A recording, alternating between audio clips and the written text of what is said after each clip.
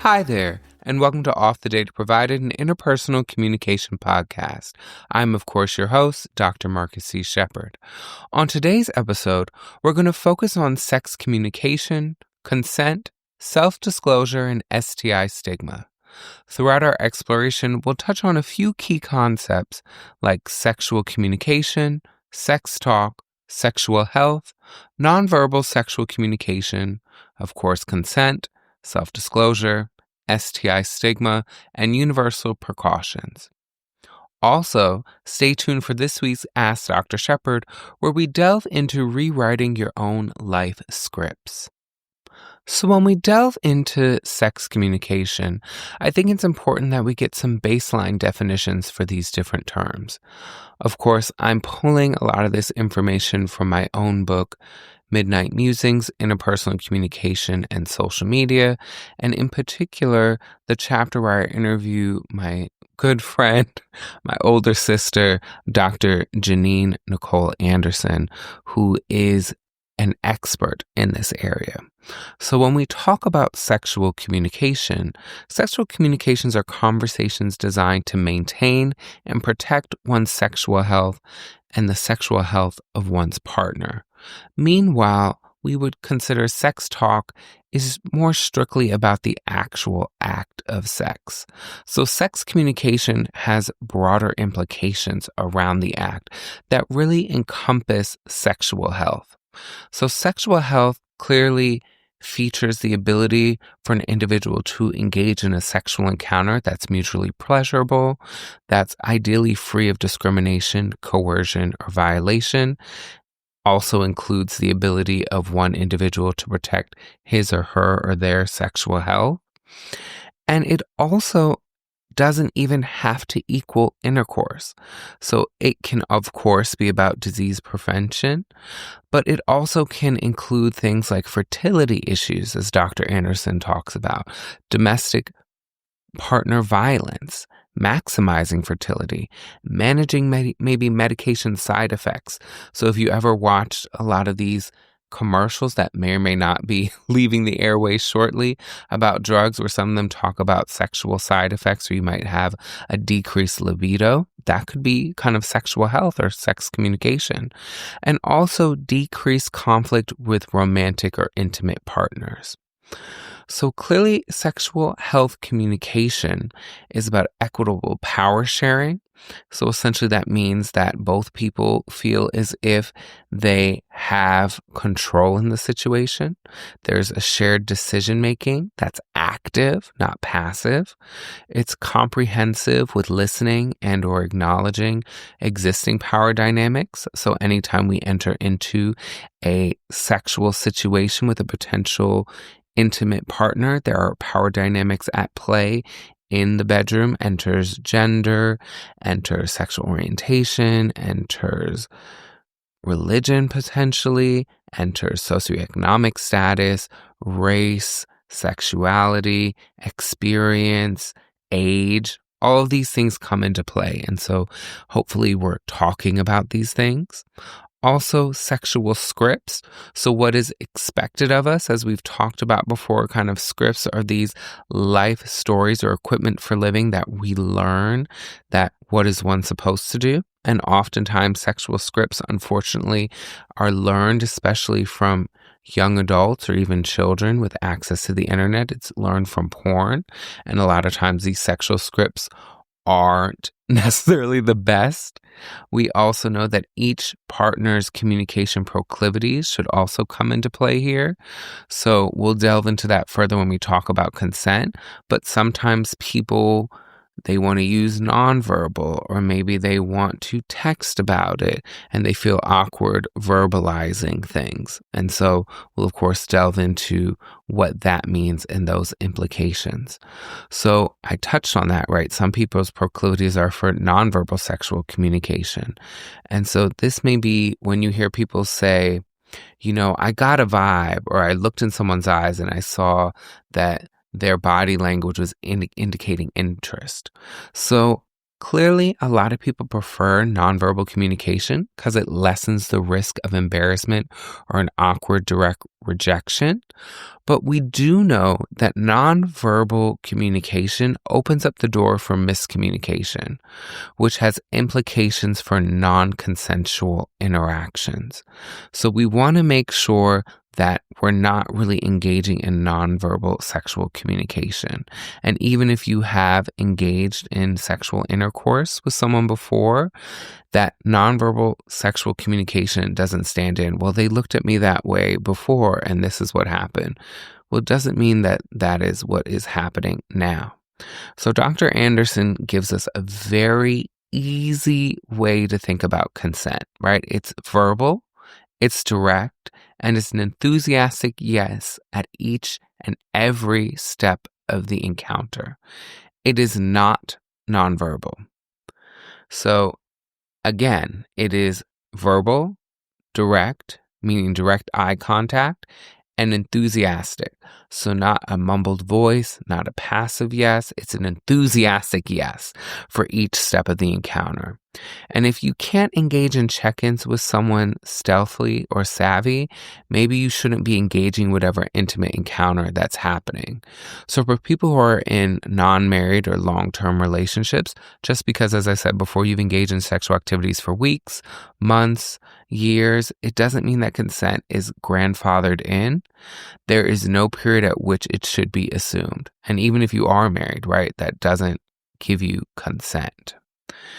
So if you care about your partner, then you're going to want to get consent. But if you don't care about your partner to ensure that he, she, or they are comfortable and are enjoying each acceleration of activity, then quite frankly, you probably don't care about consensual sex or your partner's sexual health, or maybe even your own. So it's required again at each and every step of the encounter. So can I do this? Do you like this? Is this okay?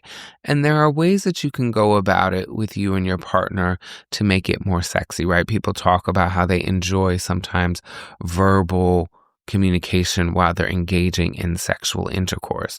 So we want to hopefully figure out ways that work for you and your partner. And so when we're thinking about consent, clearly that also brings us to self-disclosure, as well as STI stigma. And so self-disclosure is part of healthy sexual communication, and it's positively related to sexual satisfaction. So this allows partners to successfully navigate sexual scripts and balance sexual rewards and sexual costs in their relationships. And disclosing one's STI status is oftentimes difficult.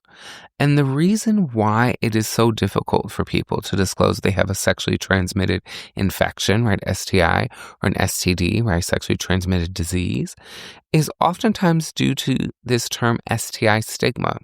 And this is an othering or a negative value judgment that is assigned to an individual based on his, her, or their sexually transmitted infection status. So we know, for instance, that when it comes to STI stigma disclosure and just self-disclosure in general, you should not disclose your status when the relationship is moving into a more intimate realm. This is far too late, right? Disclosure right before sex is far too late, and it is unfair because you're in a high arousal situation and you might not be thinking clearly and weighing the pros and cons or the benefits, right? Kind of thinking about the sexual cost versus sexual reward that you might be engaging in. And so what I've always talked about to my students, in particular in my course, is if you're grown enough to lay down and do it, aka have sexual intercourse, you should be grown enough to talk about it and grown enough to talk about it before you do it. So I think one of the potential beautiful things regarding social media is there are these hookup apps. And literally on the hookup app, you can list when you were last tested. You can even post screenshots of your test results. I've seen on some of these sites where people literally, in one of their pictures, will be their results with the date of when it was taken. It will have things that list what they're interested in doing, what they're not interested in doing. And it can be a space where it's very quid pro quo, where you can kind of get down to the brass tacks. This is what I'm interested in doing. This is what I'm not interested in doing. Oh, this is what you're looking for. Well, I'm not looking to do that. Right? So it can help move along some of that if you're just looking for a strictly sexual relationship with someone. But when we think about dating and it comes to self-disclosure and STI stigma or STI and our STI statuses and disclosing that for people, it's far too late if we're already in the bedroom or in a situation where we are highly aroused. We're usually not thinking with the right head, if you catch my drift. So we want to make sure that we talk about it before. And what's interesting about STI status is it's oftentimes viewed as a deviant behavior. And when we say that, it's in this sense of to contract an infection means that you have been engaging in some kind of behavior which blame or shame is relevant and deserved. And that's just not the case. Dr. Anderson gave me a great analogy, which I use to this day. It's almost been 10 years. I tell my students every semester. We think about great athletes, and when they get injured, we don't blame them for taking, not the right precautions to protect themselves, right?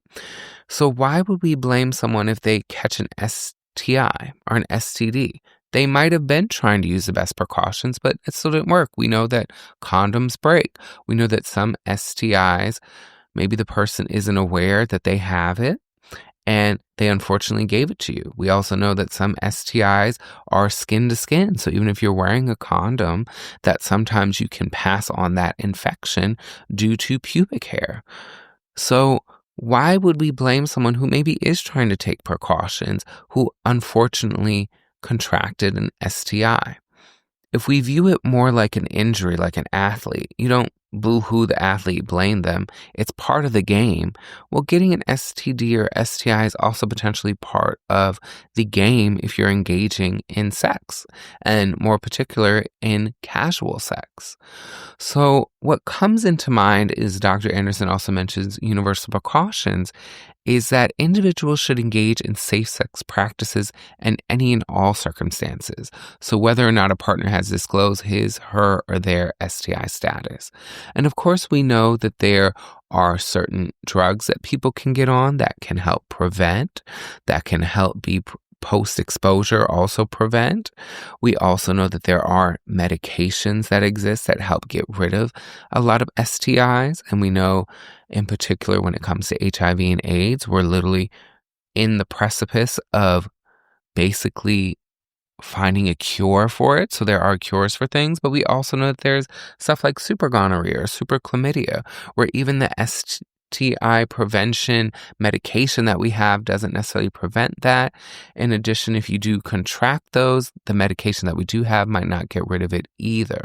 So Dr. Anderson stresses that maybe you should use your universal precautions, where even if you've had the discussions about it, that you should still use precautions and practice safe sex, whatever that means for you and your partner.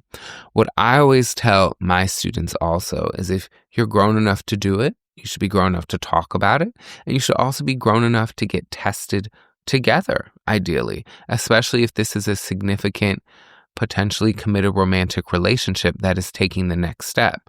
What's the harm in scheduling a date at the clinic and getting tested?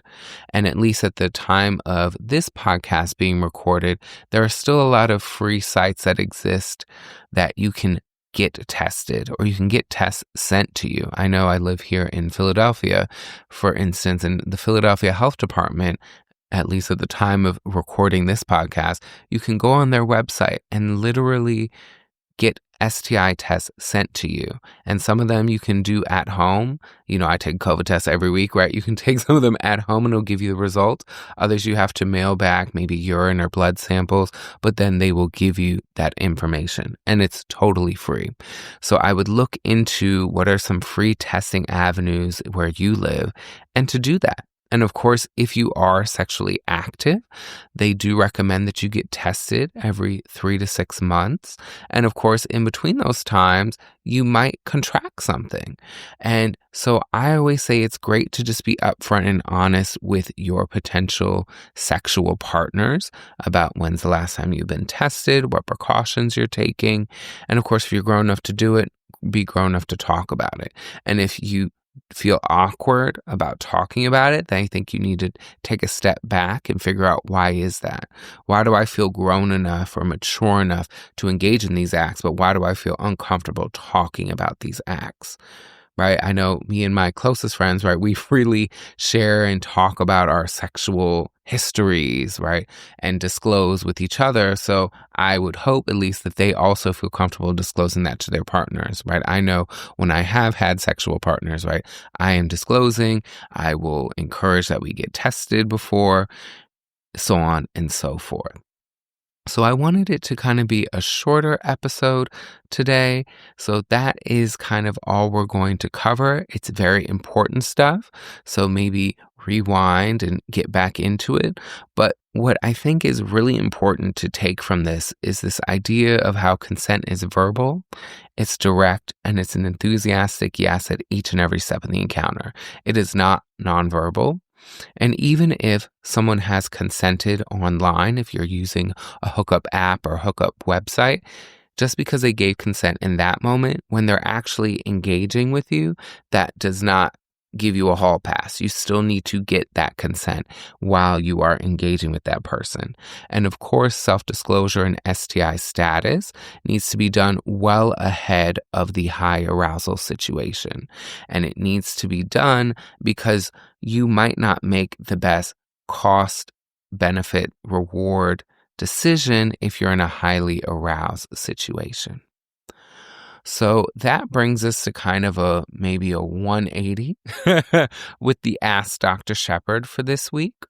So the person did not give their name, but I still think it's an important Ask Dr. Shepard. And they say, "Hi there, Dr. Shepard. I've been following you on Instagram for a few years, and I feel like you live a very fulfilling life, and you don't seem to be caught up in not having a romantic partner. I myself am 34 and have only had one boyfriend before, but I've been struggling with the fact that I don't have one. While I live a pretty good life, I can't help but feel like this big piece is missing because I do not have a partner. Therefore, I want to know how you seemingly live such a fulfilled life without missing this huge part of your life. Any help, suggestions, and/or feedback would be appreciated, as I feel as if this has been such a big mental block for me over the last year or so."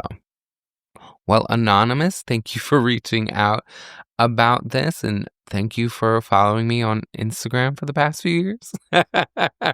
When I think about what you've asked, I think about life scripts. So we're fed from the time we are children what life is supposed to look like, right? You're supposed to do X, Y, and Z. You're supposed to go to school, then you get a job, then you meet someone, then you settle down, you have the 2.5 kids, the white picket fence, the dog, you then retire, and so on and so forth.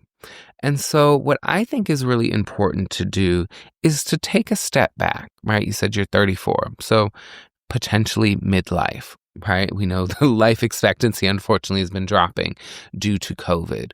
But what I would do is to take a step back and really figure out what life scripts are serving you and what aren't. So what do you want your life to look like? Not what you've been told by society, what family might want for you, what friends might want for you, what the media says you should want or desire, but what do you actually want and desire? And what will make you feel fulfilled? So for instance, for me, I know that a life script that we aren't necessarily taught is friendships, right? Adult friendships. I look at people, especially maybe a little older than me, right? Maybe even my parents' generation. And they definitely followed that script I kind of outlined. I think that's great. And then when their children when they launch their children into life, they have more time and space for their friends. Well, one life script I kind of saw, right, and my parents, I think, did a pretty good job of this, is just because they had family, right? Clearly they had me and my brother. they still had friends, right? They would go on vacations just with their friends, even though they had children, right? They would also sometimes go on couples trips, or sometimes they would just go on trips with just the two of them. Boys trips, girls trips, whatever, right? Friends were a vital piece of their life. And I grew up with right? We call them play aunts and uncles, right? But who were my parents' best friends, right? Closest friends. So for me, I didn't take that necessarily life script where you kind of have friends that are standing in until you find a partner. I value friendship a lot. And my closest best friends, right? I've said before, I call them the Power Rangers, right? They're a vital, important part of my life. I probably talk to them every day at some capacity of communication, whether it's social media, phone call, FaceTime, texting, you name it, email, I guess. And so they're core and they're central to my life, where the typical life script would basically say that friends aren't necessarily central to your life, right? It's usually a romantic partner essential to your life, family essential to your life. Well, my friends are my family. They're essential to my life. I also think that for me, in particular, I read a really great book when I first moved to Philly because of a student, right? A student gave a persuasive speech to persuade us to read the book. And I was like, this sounds interesting. So I read it. And the book is called Discovering Your Soul Signature, a 33-day path to purpose, passion, and joy by Panache Desai. Or I probably said his name wrong, but if you literally just look up Discovering Your Soul Signature, a 33-day path to purpose, passion, and joy, you will find the book. And essentially the book is a 33-day read. You read it morning, noon, and then at night, and sometimes it gives you some activities. And to me, it really helped me explore who I was, explore what I really cared about, what my passions were, what drove and motivated me. And then I built my life around those things. So I do live a very fulfilled life. I have great friends. My parents are, some of my little friends, as I joke with them. If you ever grew up in a particular household, your parents would often say, I'm not one of your little friends. Well, they are now. We hang out often when they are in town. I see them usually once, if not twice a week. They're integrated even into my own friend circle. So when I go to movies with friends, I invite my parents. When I have barbecues, I invite my parents. When I, just went to a track meet, my dad was there with me and my friends. So I've built a very rewarding and fulfilling life. And so I don't feel as if I'm missing anything, right? The world has told us that we're missing something if we don't have a partner. But if you actually look at the statistics, almost half, if not more than half of people, especially in America, are single. So it's not like you're in a small minority that you don't have someone. So I don't necessarily miss that. Of course, there are some times where, it'd be nice to cuddle with someone on the couch or do this, that, or the third. And those feelings come, and as the book taught me, you validate those feelings, you let them flow through you, you don't hold on to them, and then you move on. And so I recall almost a year ago, my mom kind of came to me and she was like, I feel like, you don't have someone. I was like, well, what are you talking about? I have so many people in my life who care for me deeply, who will get on the next flight to see me if I was having a breakdown. I said, so maybe I don't have that one person, right, that my mom has my dad in that sense. I said, but I have 4 to 5 people who would step into those shoes and would do a lot of that heavy lifting that we ask usually for a committed romantic partner to do, which I also don't think is potentially healthy, right? One person shouldn't be your everything. And so I'm fortunate enough where I have 4 to 5 people who do a lot of things. And the one thing that they don't do, right, the conversation we had earlier, right, around sex communication, right, I'm not doing that with my friends. That can be handled by someone else if I so choose, right? If I really have an itch that needs to be scratched, I can find someone to scratch that itch and my life moves on. So I would say take a step back. Think about these life scripts that you've been fed. Think about, do you really want a romantic partner, or is it something that somebody told you you should want? Also, why is your life not as full or not as meaningful without it? We are often taught, right, Hollywood, you complete me. And I don't think that's the way we should look at it, right? My dad always talked about you want to show up hopefully as a whole, full person. And the person is adding to, right? Lettucey has a great song called Add to Me, I believe is the title. And that's how I look at it, right? How are you going to add to my life? How are you going to make the colors brighter? How are you going to make my experience more enjoyable? My experience is already super enjoyable. I'm already living a fulfilled life. So would it be great to have someone who adds to it? Sure, but I'm already living a fulfilled life. And so if someone doesn't come along, due to standards, as I said recently on my Instagram story when someone was like, "How are you single? I don't get it." Right? If they don't come along, they don't come along. But I'm fulfilled. I'm happy. I'm thriving. And because I don't have a quote unquote committed romantic partner doesn't negate the wonderful life that I have. And so I would ask for you to take a step back and think about those things. And maybe you really do desire a romantic partner, right? I had a conversation with a friend a few years ago who was kind of struggling with this same thing because he wants to be married. He wants to have kids. And it's not working out that way for him. And I said, well, is there a way, is this really what you want? Like, I think you need to take a step back because it sounds like you're just parroting what people have told you. And he took a step back and turns out it was something that he wanted. And so I said, okay, well then how are you moving in your life to make those things happen, right? You cannot be, or you can do certain things, but those certain things might hinder your ability to reach that goal. So I would say just take a step back, think about these life scripts, think about the life you really want to build, and think about how you can create a life where if/when this person comes along, they're adding to, not completing, but adding to your life.